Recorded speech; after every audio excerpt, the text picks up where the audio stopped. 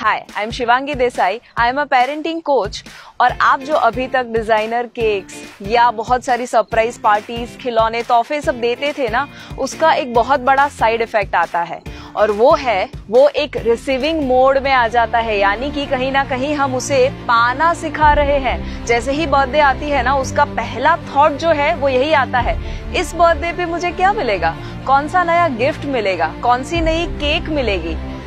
कहीं ना कहीं वो एक्सपेक्ट करना शुरू कर देता है। 7 नुकसान होते हैं जब वो बच्चा रिसीविंग मोड में आ जाता है। सबसे पहला, जैसे मैंने कहा, एक्सपेक्टेशन बढ़ जाती है। अगर पहले साल पे उसे 5,000 की पार्टी दी, 5 साल पे उसे 25,000 की पार्टी दी, 10 साल पे 50,000 की, तो ऑब्वियसली जब 15 साल का होगा तो 1 लाख की पार्टी तो मांगेगा ही मांगेगा। या 1 साल की उम्र पे उसके लिए खिलौने दिए, 5 साल की उम्र पे उसके लिए हॉट व्हील्स दिया या बारबी डॉल दिया, तो 15-20 साल पे वो आईफोन का एक्सपेक्टेशन तो करेगा। कहीं ना कहीं हम उसे सिखा रहे हैं कि कैसे एक्सपेक्टेशंस को बढ़ाना। दूसरा, जिद करना वो शुरू कर देगा कि मुझे ये चाहिए, वो चाहिए। गुस्सा करना शुरू कर देगा जब उसके एक्सपेक्टेशन के मुताबिक चीजें नहीं होती, या अपसेट होना शुरू हो जाएगा। या उसके साथ साथ 2 डी ऐसे हैं जो डेंजरस है उसके लिए, और वो है डिमांडिंग। वो डिमांड करना शुरू कर देता है कि मम्मी मुझे तो बारबी डॉल ही चाहिए, मम्मी मुझे तो ये वाला साइकिल ही चाहिए। या वो डिपेंडेंट रहता है उसकी खुशी के लिए दूसरों के ऊपर। जिस दिन उसे ज्यादा विशेस नहीं आते हैं या तोहफे नहीं आते, उस दिन वो थोड़ा सा परेशान हो जाता है। या उसी के साथ साथ जो सबसे बड़ा नुकसान होता है ना, वो सेल्फिश बनना शुरू कर देता है। उसको यही लगता है कि मुझे क्या मिलेगा, उसका पूरा फोकस उसके ऊपर ही रहता है। और उसी की वजह से वो जब बड़ा होता है ना, तब जो 2 भाइयों के बीच में प्रॉपर्टीज के लिए झगड़े हो या कोई भी बात के झगड़े हो, या तेरा या मेरा वो जो माइंडसेट आ जाता है, वो शायद इसी का नतीजा हो जाता है। अगर आप चाहते हैं कि आपका बच्चा ऐसा बिल्कुल भी ना करे और हमेशा अच्छी क्वालिटीज को अपने साथ रखे, तो एक बहुत इंपॉर्टेंट चीज करनी है, क्योंकि उसका बर्थडे जो है साल का सबसे यादगार दिन होता है। उस दिन वो जो करता है वो उसकी लॉन्ग टर्म मेमोरी में फिट हो जाता है और वो उसके धीरे धीरे संस्कार बनने लगते हैं। तो अच्छे संस्कार देने के लिए सबसे बेस्ट तरीका अगर है तो उसकी बर्थडे के दिन उसको कोई ना कोई एक्ट ऑफ काइंडनेस करवाइए।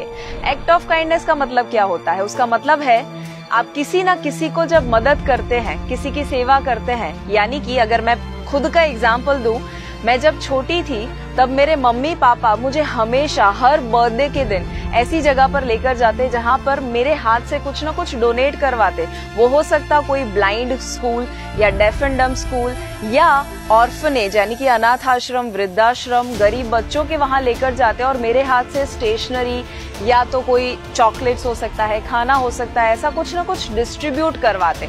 और उसकी वजह से आपको नहीं लगता कि वो जब आप करते हैं तो आपके बच्चे के अंदर ग्रेटिट्यूड यानी कि आभार होना, उसकी भावना आ जाती है। उसको यही फील होता है कि वो कितना लकी है, उसके पास कितनी सारी चीजें हैं। जब वो गरीब बच्चों को वो पेंसिल का बॉक्स देता है ना, तब उसे ये फीलिंग आता है कि यार सामने वाले के पास तो एक पेंसिल तक नहीं है और मेरे पास तो कितनी सारी चीजें हैं जो मैं इस्तेमाल कर सकता हूँ। तो उसे यही फीलिंग आता है कि वो ब्लेस्ड है।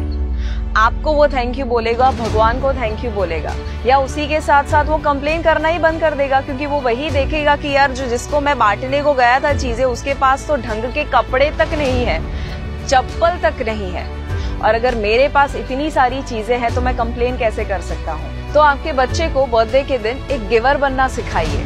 और यही बात को आइए हम एक छोटी सी कहानी के द्वारा समझते हैं। एक बार एक इंसान स्वर्ग और नर्क का फर्क देखना चाहता था, तो वो सबसे पहले पहुंच गया नर्क में। वहां पर जाता है तो चौंक जाता है, क्योंकि वहां पर 56 भोग रखे गए थे, बहुत अच्छा माहौल था। बट जैसे करीब जाता है उसे पता चलते हैं कि वहां पर जितने लोग थे सब फ्रस्ट्रेटेड थे, और वो इसीलिए कि 56 भोग तो रखे गए थे पर उनके हाथ के साथ एक लकड़ी बांधी गई थी, सीधी लकड़ी, एक स्टिक, कि जिसकी वजह से वो अपने हाथ को मोड़ ही नहीं सकते थे और वो खाना ही नहीं खा रहे थे। और इसीलिए वो सभी लोग फ्रस्ट्रेटेड थे, क्योंकि सभी स्ट्रगल कर रहे थे कि कैसे वो हाथ मोड़े और वो खाना खा सके। अब वो जाता है स्वर्ग में। स्वर्ग में भी उसे सेम माहौल दिखता है, 56 भोग रखे गए हैं। तो वहाँ पर करीब जाता है, देखता है कि उनके हाथ के साथ भी एक लकड़ी बंधी हुई थी, बट फिर भी वो सभी लोग खुश थे। कैसे?